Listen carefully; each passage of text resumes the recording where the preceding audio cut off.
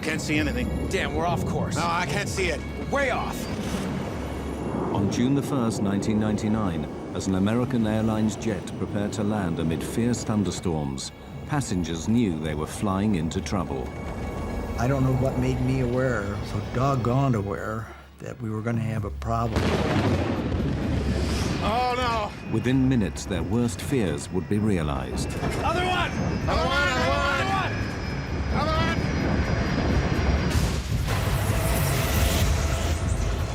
I'm yelling, get away from the plane. Run. Get away from the plane.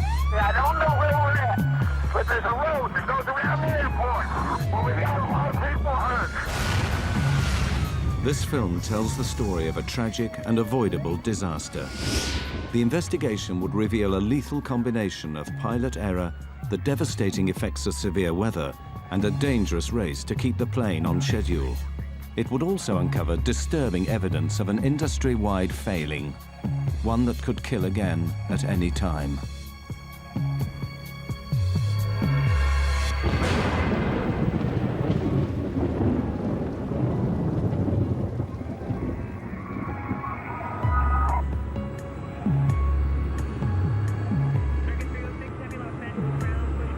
Despite reliable aircraft and extensive training, modern airlines and their crews face unprecedented pressures.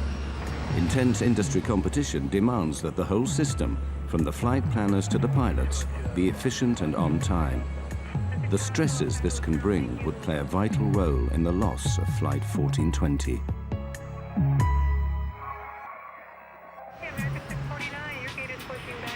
For a large operator like American Airlines, the pressures start with the complex task of scheduling their vast fleet. Dispatchers direct the planes around the world in a carefully choreographed dance.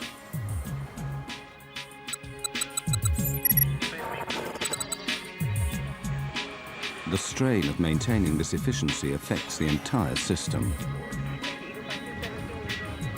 Of course, competition has become very intense, a lot of pressure on the dispatchers, pilots, flight attendants, and basically the whole infrastructure to accomplish the mission and make a dollar.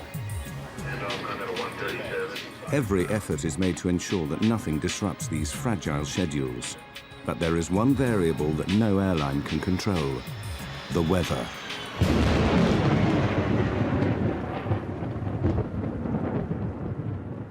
The southern states of America are especially prone to severe weather. Storms not only cause delays, but pose extreme dangers to commercial jets. Delays, scheduling problems, and fierce thunderstorms would all conspire to turn a routine flight into a terrifying race against time.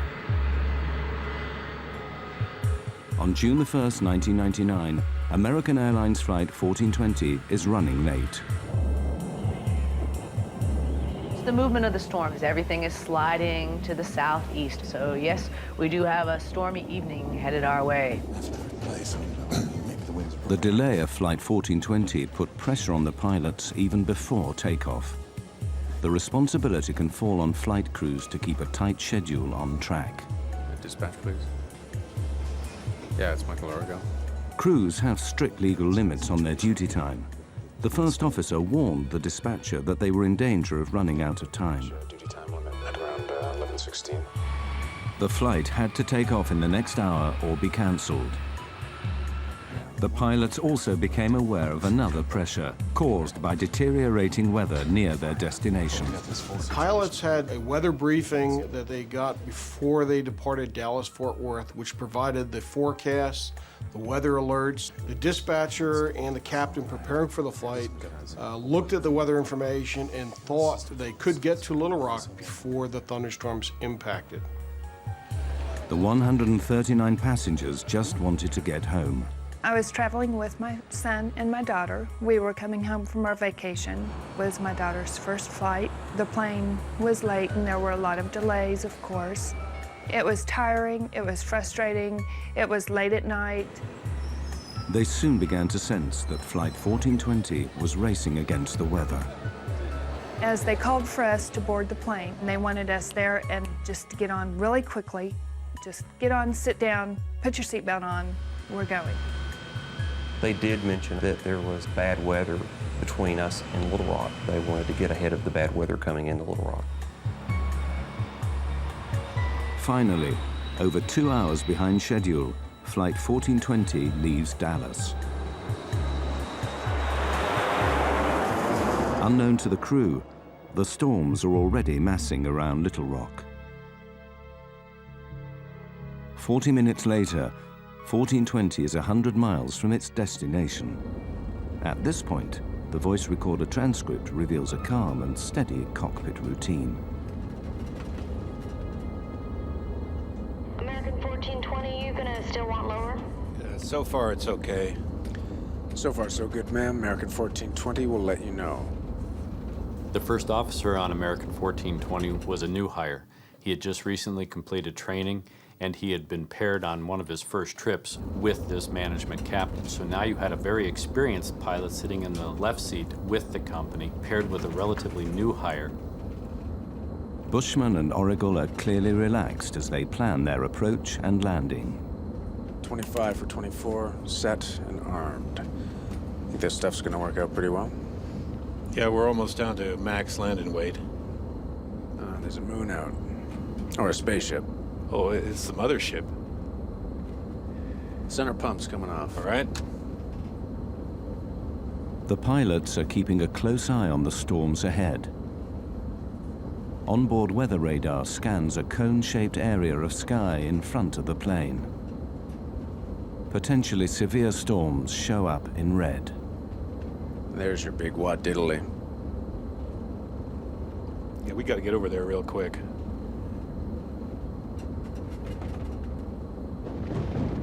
Don't like that. That's lightning. Sure is. The American Airlines dispatcher issued an update on the shape and formation of the thunderstorms. Right now on radar, there's a large slot to Little Rock. Thunderstorms are on the left and right, and Little Rock is in the clear, sort of like a bowling alley approach. Thunderstorms are moving east-north-eastward towards Little Rock, and they may be a factor for our arrival. I suggest expediting our arrival. Dispatcher gave this flight crew the weather information. It appeared to him that there was going to be a gap, or what he called the bowling alley, where you had two types of thunderstorms or two thunderstorms with an alley between it. And that the flight crew, if they had expedited their travel to Little Rock, could probably make it up that alley before the two storms closed together. But as Flight 1420 descends, the plan to beat the storms is about to go seriously wrong. The pilots do not realize that the walls of the bowling alley are closing in.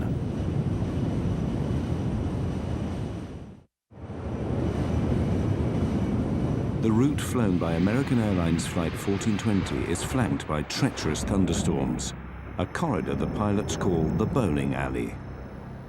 With 80 miles to go, the path to Little Rock still appears to be clear. This is the bowling alley right here. Yeah, I know. In fact, there are the city lights. Straight there. You want to go down? Not yet, but pretty soon. We're about 80 miles from the airport, and we started our descent toward it. Quite a light show on the side of the aircraft, and we're going to be passing that on our way to Little Rock. It's been a pleasure having you aboard our short flight, and I'd like to take this opportunity to thank you for flying American Airlines. The lightning seemed to be on both sides of the plane. It lit up the inside of the plane. Very quick, you know, just kaboom type lightning, which was a little scary. There was quite a light show off to the left. Normally that doesn't get pointed out. If you go past the Grand Canyon, that gets pointed out, but not a lightning show.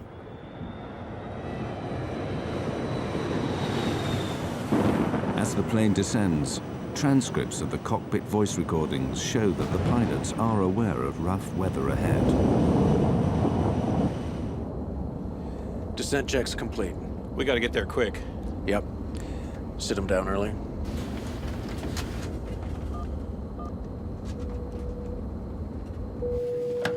Hello? I think it's going to get a little bumpy here again, if you don't mind. Do we need to sit down? Well, how far through are you? We're almost done, but not quite. Well, finish it up real quick. Okay. I thought it was more turbulent than normal. I remember especially watching the flight attendant, and I was looking at her with amazement. I was wondering how could she hold those trays and pour the drinks and not spill everything. From that point, it just got worse. With flaps 40, 130,000 pounds, 200 feet. As they prepare for landing, the pressure on the pilots will now steadily rack up. Not required. Manual brakes? Manual's fine. At first, as the crew pick their way around the storms, everything seems steady. Yeah, actually, there's a city right there. Yeah. Breaking through this crowd. Good, doing good. Even when the first indication comes that the storms are advancing, the pilots take it in their stride. Whoa. Looks like it's moving this way, though. Yeah. Just some lightning straight ahead. I think we're gonna be okay, though. Right there. Yep, right down the bowling alley. As my friends would say, California cool. Cool. Peachy. Exactly. 1420 at 11.3 for 10,000. But when the pilots contact the controller at Little Rock, he gives the first of a series of alarming weather alerts. Roger. We've got a thunderstorm just northwest of the airport moving through the area now. Wind is 280 at 2.8, gusts 4.4, and I'll have new weather for you in just a moment, I'm sure. Gale force winds are gusting to 50 miles per hour, enough to blow tiles off a rooftop. High winds pose a severe hazard for Flight 1420. Crosswinds could make it difficult to control the plane on landing. The pilots must quickly determine if they're within safe limits. They calculate the strength of the crosswind from its angle to their final approach. All right, so that's 280 at 4.4. Gusts at 44. Right, near the limit. Well, it's 40 degrees off. I mean, you're not out of the limit because of the angle, but that's pretty close. The crosswind limit for landing is 30 knots on a dry runway, but Bushman and Oracle now become confused about what happens if it rains. Well, 30 knots is the crosswind limitation, but see, 30 knots, that's well, dry. Wet. Yeah, dry. What's the wet? 20. It's 25. The discussion is never resolved, and the crosswinds will soon be gusting well over the limit. Flight attendants, prepare for landing, please. The pilot's attention now returns to the bad weather ahead. He said the storm was to the northwest of the field? You said northwest. Yeah. Lightning strike, you said storm. But the task of tracking the storms is made more difficult by the lack of sophisticated radar at Little Rock. American 1420, your equipment's a lot better than what I have. How's that final for 2-2 left looking? What's that? We can see the airport, but we can just barely make it out. We should be able to make 2-2. That storm is moving closer like your radar says. But it's a little farther off than you thought. The controllers are going, well, your radar is better than mine, so forth. The controller in this accident had a monochromatic, or basically almost a black and white set of a radar, and could not determine the intensities of the storm. Just 8 miles from the airport, the pilots now face another key decision: how to approach the runway through bad weather. Controllers routinely ask pilots if they want to land visually, instead of relying on the airport's Electronic Instrument Landing System, or ILS. But a visual approach means they must be able to see the runway, and this is proving difficult. No, we can't really make it out right now. We're gonna have to stay with you as long as possible. Now, as the wind suddenly changes direction, the pilot's problems quickly mount up. The wind's kind of kicked around a little bit right now. It's 330 at 11. Whoa. It's a little better than it was. Yeah, 330 is a tailwind, though. The crew now face the problem of having the wind behind them when they land, greatly increasing the dangers of overshooting the runway. Then the controller calls in with more bad news. Right now, I have a wind shear alert. Wind shear is a sudden change of wind direction over a short distance. It is one of the most feared elements of a severe thunderstorm. To combat constantly shifting winds, the pilots are forced to throw away their previous approach plans and start again. They have to reverse the direction of their approach, so they will be landing into the wind. Yeah, we're gonna need, We would rather go into the headwind, sir.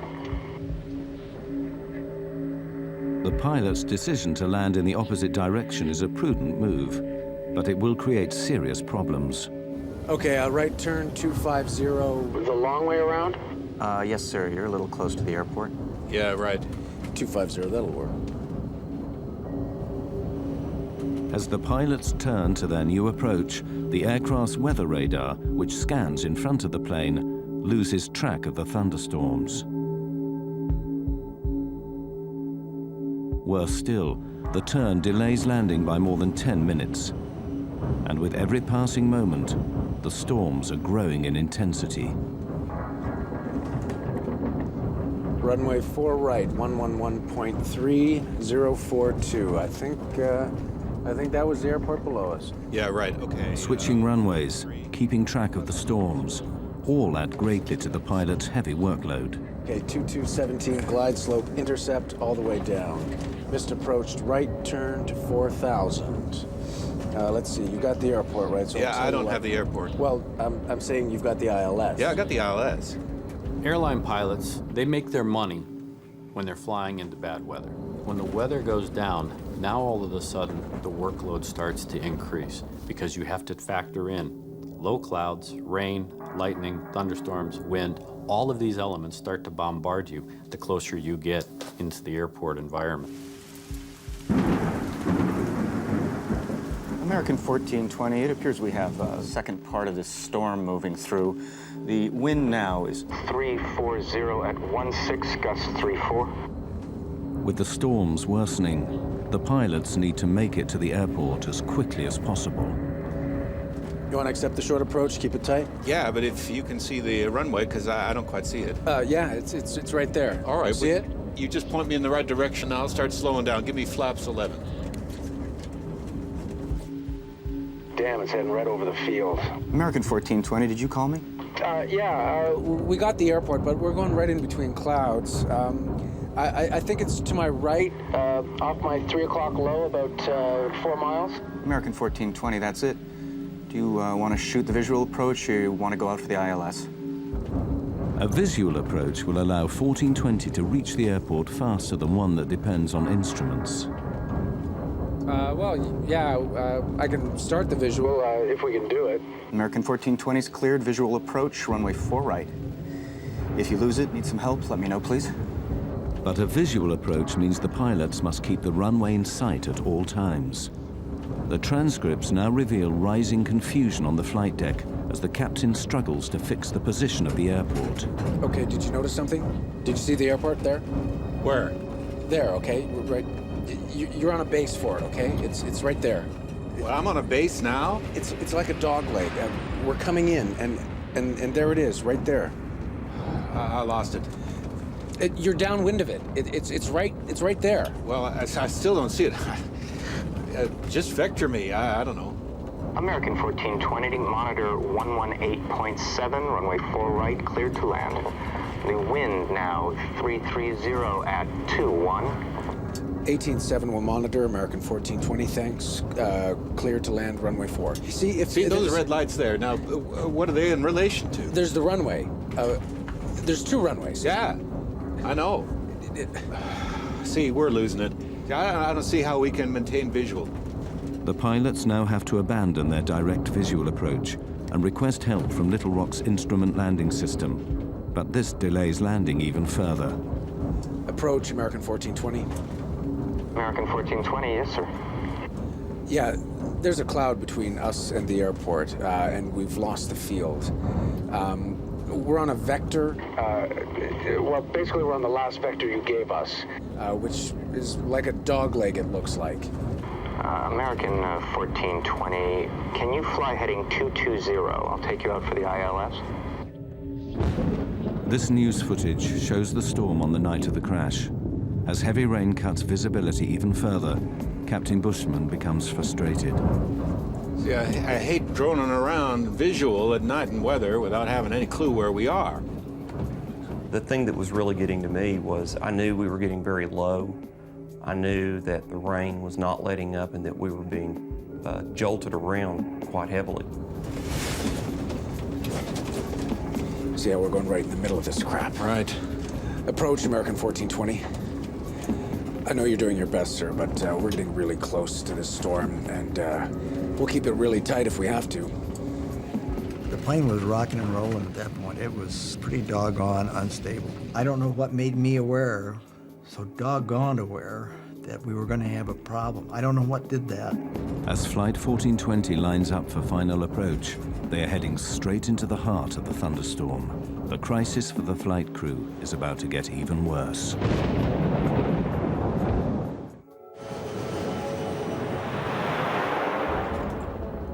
With Flight 1420 4 minutes from touchdown, severe thunderstorms give the pilots another major problem. Blinding rain and thick cloud are obscuring the airfield. The visibility on the runway, known as RVR, is getting dangerously low.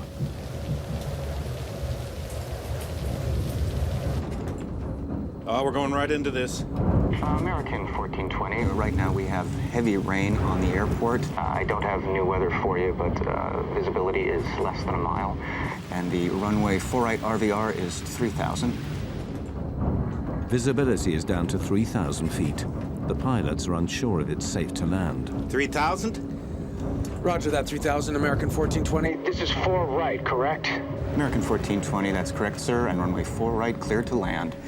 The wind's now 350 at 30, gusts 45. Can we land? 030 at 45, American 1420. 3,000 RVR, we can't land on that. No, 3,000 if what you do look we at... need? No, it's 2,400 RVR. Okay, right. Yeah, we're fine. All right. 15. Landing gear down. And lights, please.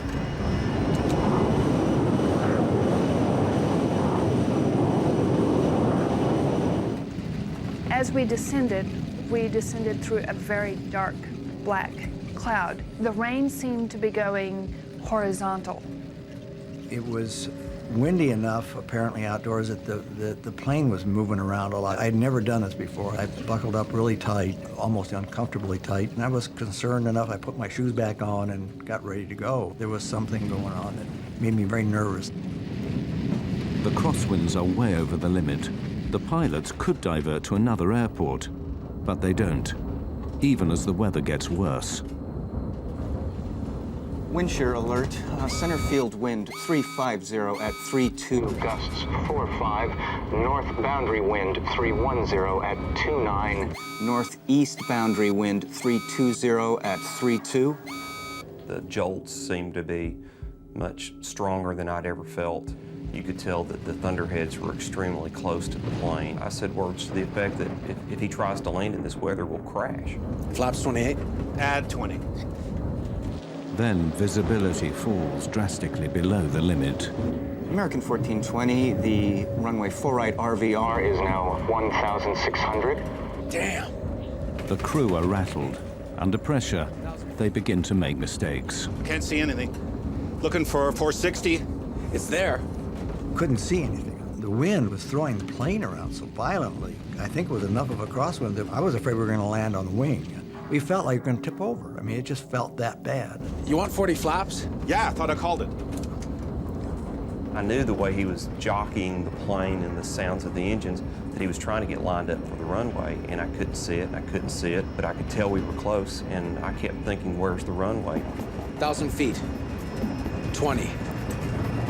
40-40 land. This is a can of worms. Wind is 330 at 28. I'm gonna stay above it a little. There's a runway off to your right. You got it? No. I got the runway in sight. You're right on course. I got it. Stay where you I got it. Most of the people at that point in the plane were just holding on really tight, just looking forward. I mean, like rigid. I suspected the worst. I mean, I really did. We might not get down.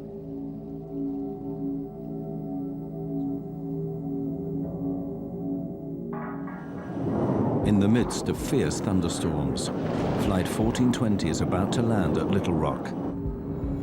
Low visibility and high winds make the final approach treacherous. Wind 330 at 25. 500 feet. Plus 20.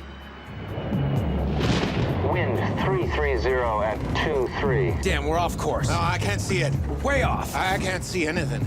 Got it? Got it! 100 feet. 50 feet. 40. 30. 20. 10.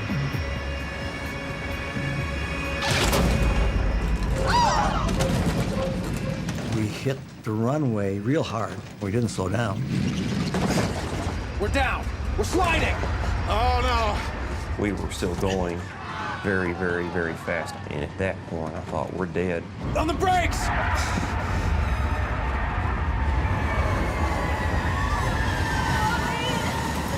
It was just chaos. It was terrifying. Quite literally terrifying. Other one! Other one, other one.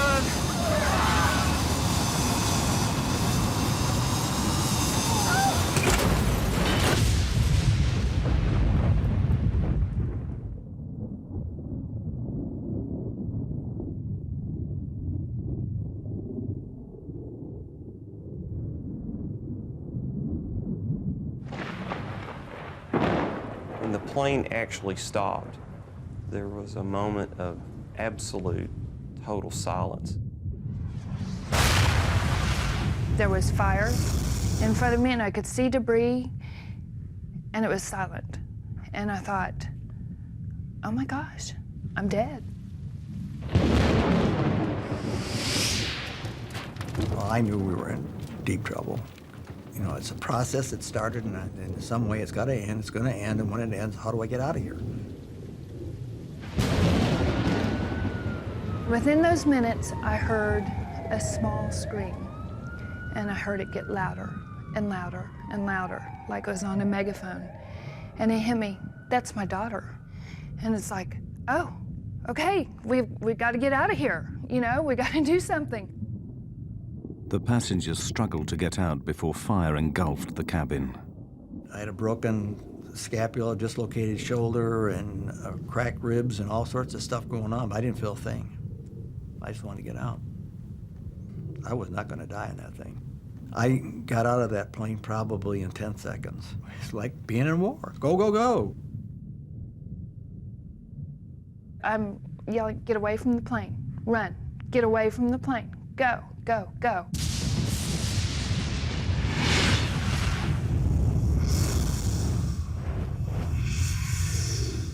Some folks looked like they'd been in an explosion. Their clothes were tattered. I saw a man using his cell phone to call for help. Okay, I don't know where we're at, but there's a road that goes around the airport. Well, we got a lot of people hurt.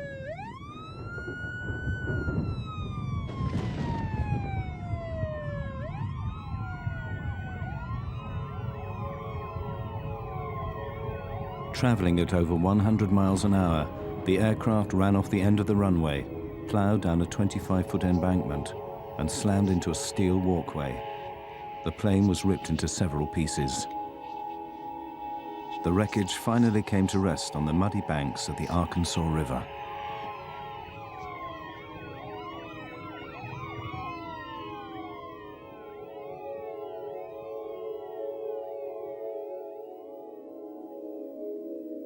Ten passengers died in the crash. Captain Bushman was killed instantly when the cockpit was split open by the steel walkway. It was a shame I hadn't, literally a shame that I had not done more to save people. That's the worst nightmare I have.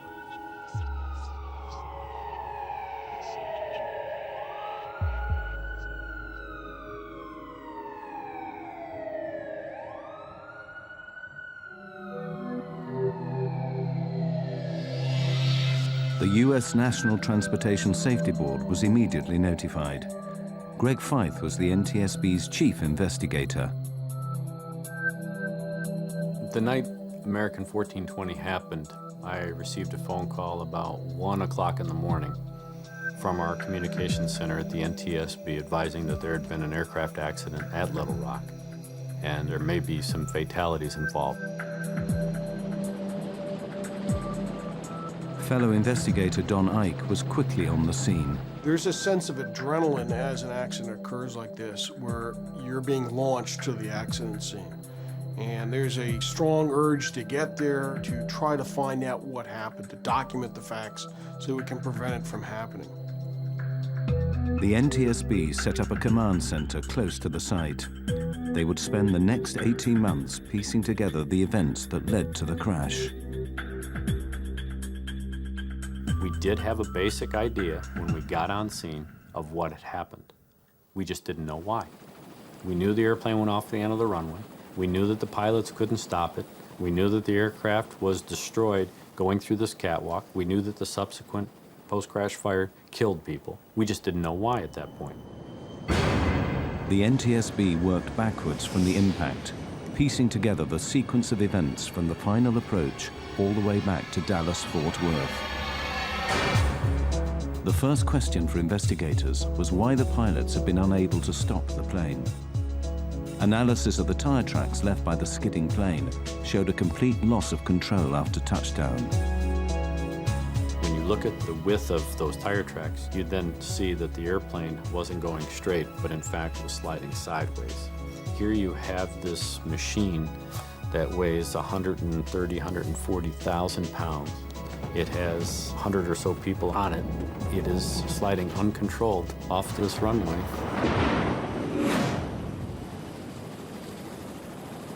Something had gone terribly wrong on landing, and investigators had to find out why. They questioned the survivors of Flight 1420, who would provide an extremely important clue.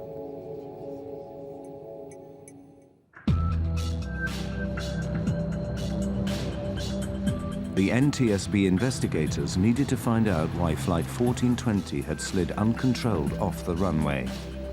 They set out to interview surviving passengers, many of whom were local to Little Rock. Their eyewitness testimony would point the inquiry towards the most important mechanical system used to slow a plane down after landing. We were really interested in were those passengers that were sitting in a position right near the wings who could look out the windows and tell us whether they saw the ground spoilers deploy. Spoilers are large flaps that flip up on landing, literally spoiling the airflow over the wings. This prevents them from giving lift and allows braking to take effect. Crucially, none of the passengers saw the spoilers deploy. To check their testimony, the NTSB examined information from the airplane's black boxes. The flight data recorder, which monitors the systems on board during flight, confirmed that the spoilers had failed to deploy. The implications were catastrophic. Flight 1420 had no hope of stopping in time. On the brakes! We're sliding! Oh no!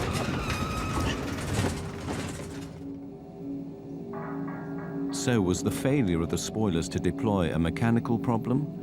Or in the confusion of final approach, was it pilot error? To find out, the NTSB would make clever use of the cockpit voice recorder, or CVR. Make it out. You want 40 flaps? Yeah, I thought I called it. One of the key elements that the CVR team was listening for was the setting of the spoiler handle. We saw on the flight data recorder that the ground spoilers didn't deploy.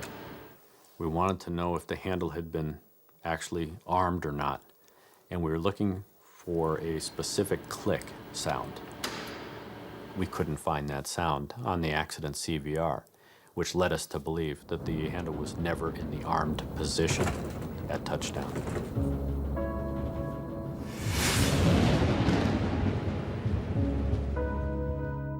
Intensely busy in the cockpit, the pilots simply forgot to arm the spoilers.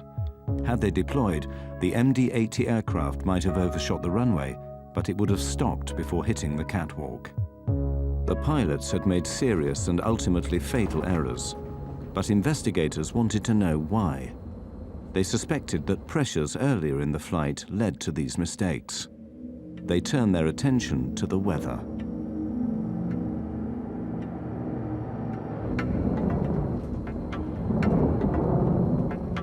clear to us that severe weather had been in the area around the time of the accident. How it played a part was one of the things we had to try to discover. And putting the radar images in, the observations, trying to put it all together, would take weeks, of course, to get this information done. The NTSB wanted to know what role the weather had played in the crash, and had the pilots been fully aware of the dangers. See how we're going right in the middle of this crap?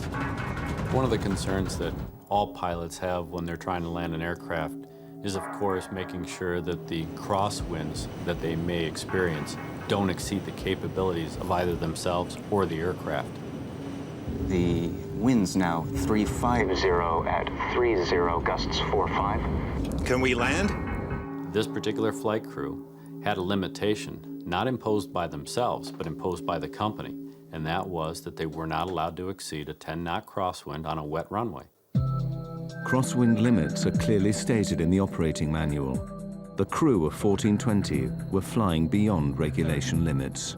This is a can of worms. There's a runway off to your right. You got it? No.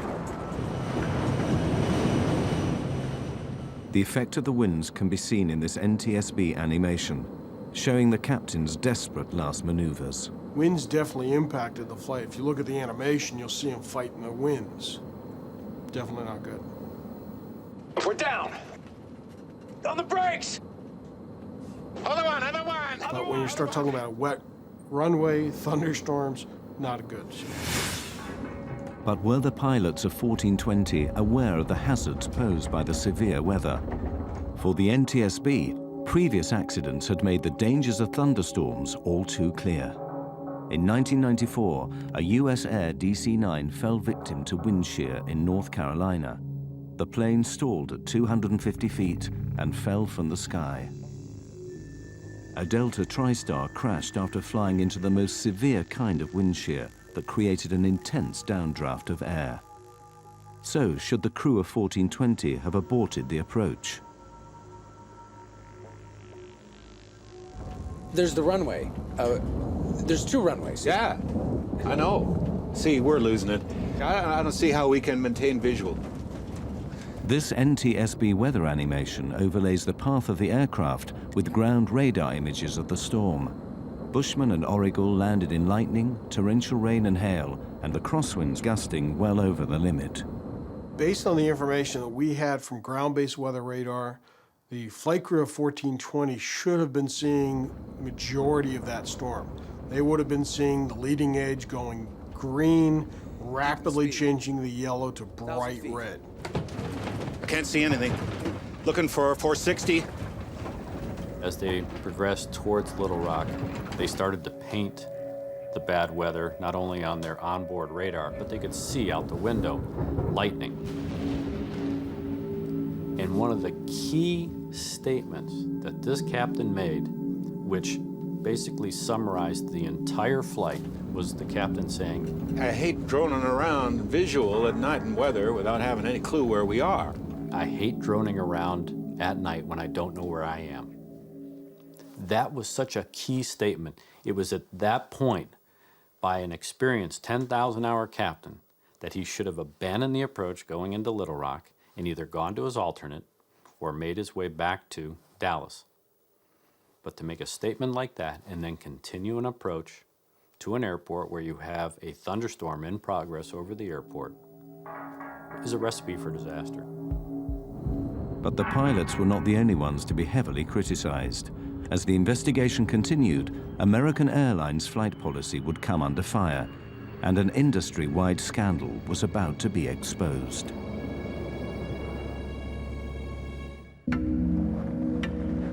For months after the crash of Flight 1420, the NTSB dug deeper into the circumstances surrounding the accident.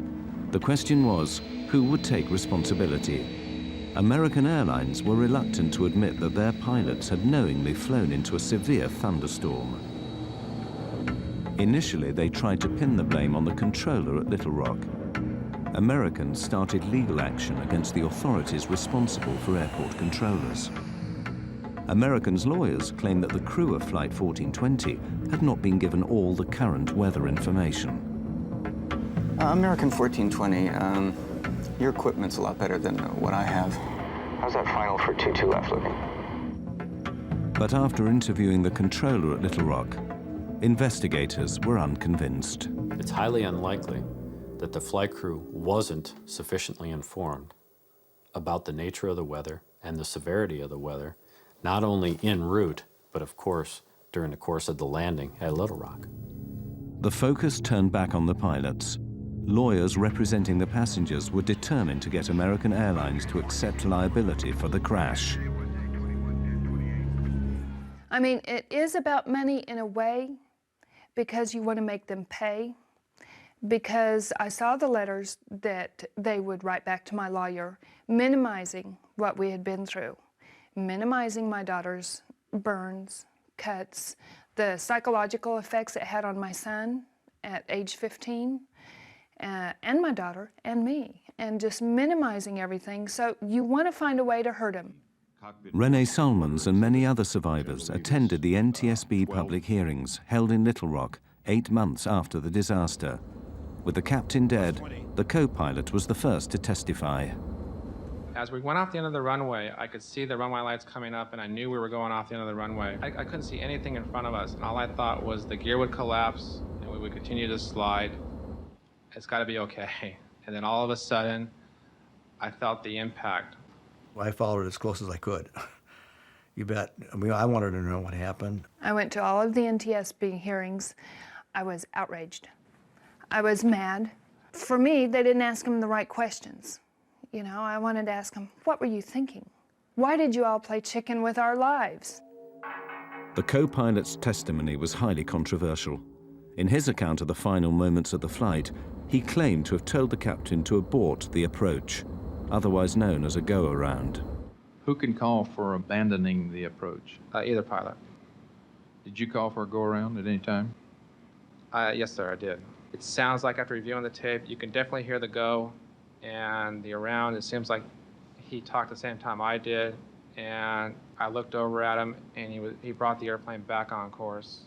However, when NTSB specialists studied the cockpit voice tapes, they couldn't hear this statement. Damn, we're off course. No, I can't see it. Way off. Even though he stood by that statement, we could never validate it. That led to a controversial finding because we weren't really sure if that took place or not. The NTSB asked tough questions of the co-pilot, but was American Airlines training also at fault? Greg Feith put an American Airlines manager on the stand. What were the company rules for pilots flying near thunderstorms? When asked the question, he basically responded that he just didn't want his pilots flying into that type of weather. Our pilots are forbidden to enter or depart a terminal area blanketed by thunderstorms. To the NTSB, this policy simply wasn't clear-cut enough. Well, that's a very subjective call for a pilot. Pilots need boundaries. You have to set limits. If there's convective activity, that is thunderstorm activity, it's within 5 nautical miles of the airport. There's lightning, there's wind shear. Don't go there.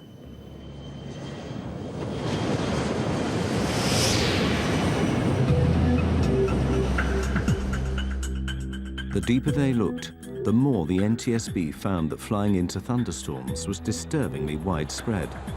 Extraordinary evidence given at the hearings revealed that the problem spread through the whole industry.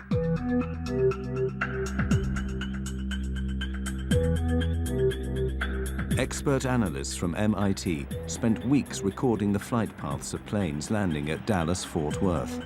They waited for thunderstorms and watched how pilots reacted. Their animation plots the planes coming into land, overlaid with radar images of the storms. Anything yellow or orange is a potentially severe thunderstorm. Of the 2,000 encounters with thunderstorms, 2 out of 3 pilots flew into the storm and landed their aircraft. I was very surprised by the testimony at the public hearing, given the fact that they're flying the best equipment, typically have the best training, have the best information available to them. For those decisions to be made to continue into harm's way, it was very surprising to me that they tried to do that. Pilots know that if we go into that thunderstorm, we may not come out of that thunderstorm, and if we do, it may not be basically in one piece. Why did so many pilots fly into danger? The MIT researchers found pilots were more reckless if they were behind schedule, if it was night, and if aircraft in front of them were also flying into bad weather. In the Little Rock case, 2 of those 3 elements were present. It was night, and they were running late.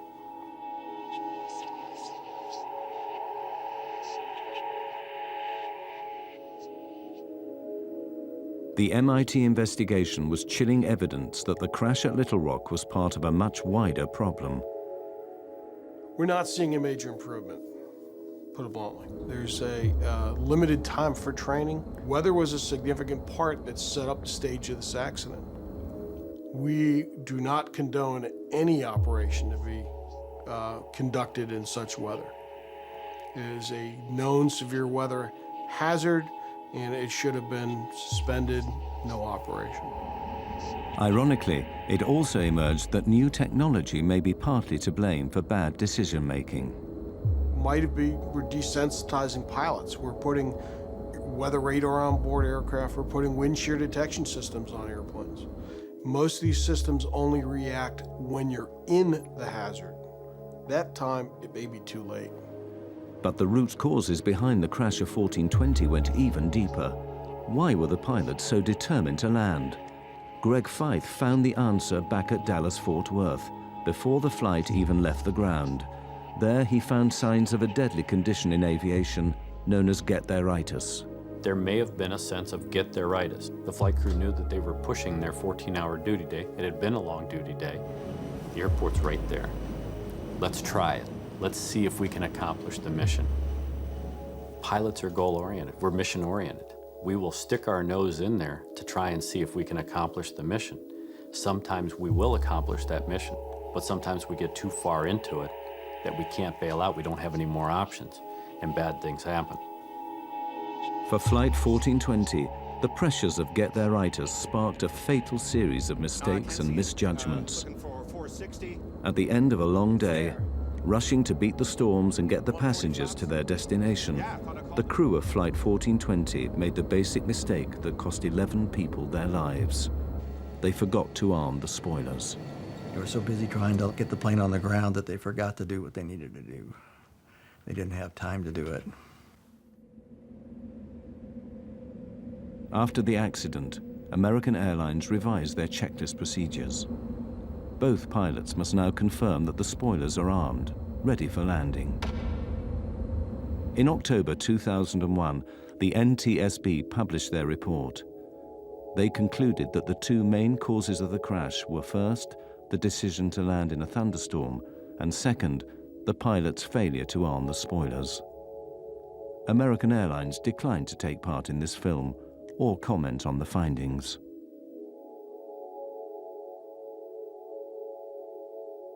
As an investigator, I had over 2 years to basically criticize and determine what the captain was trying to accomplish. That particular captain had seconds to make decisions based on the information he was getting.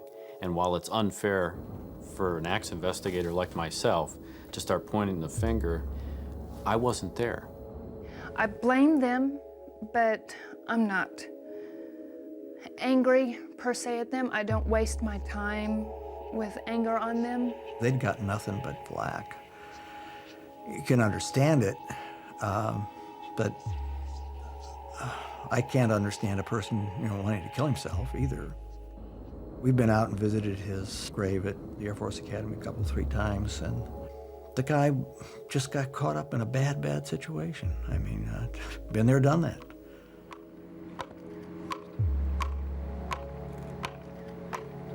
One year after the crash, the survivors of Flight 1420 gathered at the site to remember those who died. For surviving passengers, the effects of the crash are long-lasting and profound. We, as a family, worked long and hard to work through it. We had many talks. It blew apart a lot of relationships. You find out who your real friends are. I cannot do enough to mitigate what happened to the individuals on an airplane. Life is a precious thing, and you're definitely here for a very short time. You know, all of a sudden, your life looks like about a second and a half long. The impact of the crash is something that I try to block out of my mind because I still feel a reaction. People ask me if I'm okay. Well, no, I'm not okay. No, we'll never be okay. I mean, what is this okay stuff? You're different. And deal with it. I mean, that's the way we're going to be. The day after it happened, when Adam and I were in the hospital in Samantha, Adam and I got up and we looked out the window and we just couldn't believe that life went on. We just couldn't believe cars were driving and it was sunny and life went on, you know, because for us, life stopped.